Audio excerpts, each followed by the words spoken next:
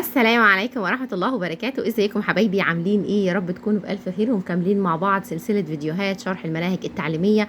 والنهاردة ان شاء الله بإذن الله هناخد من يونت 2 How to write a paragraph، ازاي نكتب باراجراف، وهنتكلم عن موضوع مهم جدا جدا.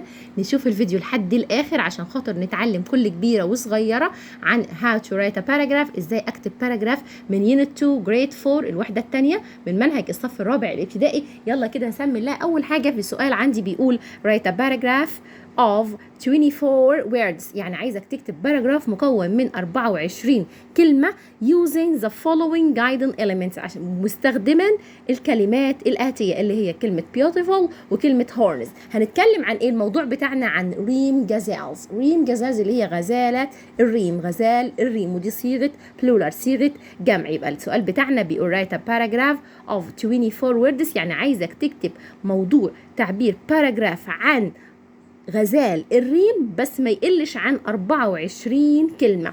وكمان نستخدم الجايدن elements دي، الكلمات الدالة دي، كلمة beautiful وكلمة horns. beautiful اللي هي جميل، وhorns اللي هي قرون. تعالوا نشوف هنكتب ازاي الباراجراف. انا في الفيديوهات اللي قبل كده شرحنا بالتفصيل ازاي هنكتب باراجراف.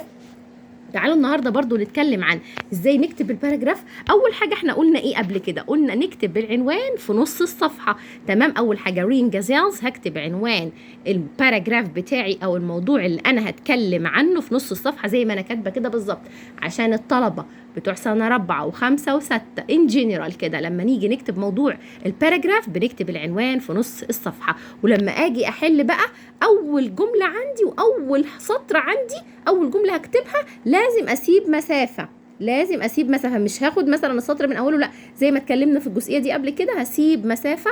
وطبعا بالنسبه للكتابه بتاعتنا نلاحظ جزئيه البانكتويشن، جزئيه الترقيم. يعني ايه يا مس بانكتويشن؟ يعني جزئيه الترقيم. اول حاجه الحرف الاول معايا في الجمله لازم يبقى كابيتال ليتر. تاني حاجه بسيب مسافه كده زي قيمه صابع بالظبط ما بين الكلمه والتانيه. تالت حاجة آخر الجملة مثلا بحط ايه؟ البيريد اللي هي نقطة. ولو مثلا اسلوب استفهام بحط الاكسكلاميشن مارك، او سؤال بحط الكويستشن مارك. الحاجات دي أساسية ومهمة جدا جدا، وعند التصحيح بننقص عليها درجات، فلازم اخد بالي كويس قوي. اول حاجة هكتب عنوان الباراجراف بتاعي في نص السطر. تاني حاجة بقى هاجي اتكلم عن الموضوع بتاعي بشكل عام. يعني اول جمله كده يا ريت نخلينا نكتب معلومه عامه عن الحاجه اللي احنا هنتكلم عنها. يعني وات ايفر. احنا دلوقتي هنشوف كلمه ريم جازالز. ريم جازال اللي هي غزالات الريم. طب تعالوا نشوف اول حاجه او اول جمله هنقدر نستفتح بيها الباراجراف بتاعنا. هنقول ريم جازالز look very beautiful. يعني ايه؟ يعني غزال الريم يبدو جميلا جدا. كده احنا اتكلمنا عن غزال الريم بصفه عامه ان جنرال. تمام. يبقى اول جمله معايا في الباراجراف لازم تبقى كده ان جنرال، جمله استفتاحيه بتتكلم عن الموضوع. تعالوا كده يعني نتكلم عن الموضوع بشكل عام. فهقول غزال ريم جازالز look very beautiful، يعني تبدو جميله جدا. دي كانت اول جمله معايا، وبراعي ان الحرف الاول لازم يبقى كابيتال. وزي ما قلت لكم اول جمله في الباراجراف بدخل شويه عن السطر، مش ببدا من اول هنا، لا، بدخل شويه كده وبعدين ابدا الكلمه بتاعتي. اول طبعا حرف اول كلمه عندي لازم تبقى بادئه بكابيتال ليتر من كل جمله. يبقى ريم جازالز look very beautiful، تبدو جميله جدا. كده احنا اتكلمنا في اول جمله بشكل عام عن الموضوع عامه. تعالوا بقى نبتدي نفسر يعني ايه. هنشرح بقى الجزئيه دي او هنتكلم عن ريم جازالز بشكل اكثر تفصيلا واكثر ايضاحا واكثر دقه. السنتنس نمبر 2، تاني جمله بقى هنكتبها، وده باراجراف هكتب الجمل جنب بعض. مش هكتب مثلا جمله نمبر 1 و 2 و 3، لا، الكلام ده كان مثلا في جريد 3 ولا جريد 2، لا، احنا في جريد 4 بقى كبرنا. هنكتب باراجراف الجمل هتكون جنب بعض، واهم حاجه بس ما نقلش عن 5 جمل او 24 كلمه. سنتنس نمبر 2، الجمله الثانيه ممكن نقول ايه عن الريم غزال؟ اللي هي غزال الريم. They live in the Sahara Desert. واخلي بالي ان كلمه Sahara Desert اللي هي معناها الصحراء الكبرى دي اسم من اسماء الاماكن الكبيره، فلازم تبقى بادئه معايا بكابيتال ليتر. يعني لازم كلمه سهارة وكلمه ديزرت بادئين معايا بحروف كبيره. They live in the Sahara Desert، يعني غزال الريم ده بيعيش في الصحراء الكبرى. دي كانت تاني جملة. تعالوا نشوفوا. ما ننساش طبعا بنسيب مسافة، وأول حرف عندي في الجملة كابيتال، وبسيب مسافة بين الكلمة والتانية، وآخر الجملة بحط period.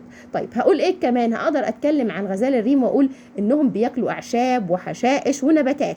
They eat grass, leaves and plants. واخد بالي كده لما اجي اذكر حاجات متعدده كتير ما اقولش مثلا زي eat grass and leaves and plants. لا، التكرار ده غلط جراماتيكالي كده من ناحيه القواعد، غلط جدا.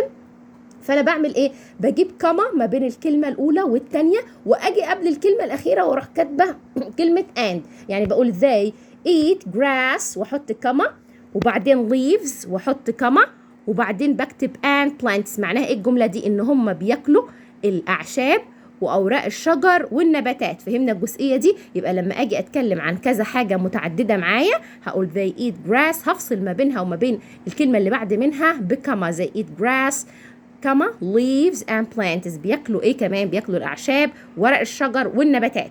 طب تعالوا نشوف هنكتب الجمله اللي بعدها they have. نبتدي بقى نوصف غزال الريم بشكل اوضح وشكل ادق. هقول ايه مثلا؟ they have big ears، عندهم ودان كبيره، and long horns. long horns يعني عندهم قرون طويله. يبقى هوصفهم بشكل ادق هقول they have، هم يمتلكون. وعندي كلمه have وكلمه has بمعنى يمتلك او لديه. have بتيجي مع البلورال nouns I و you و we و they.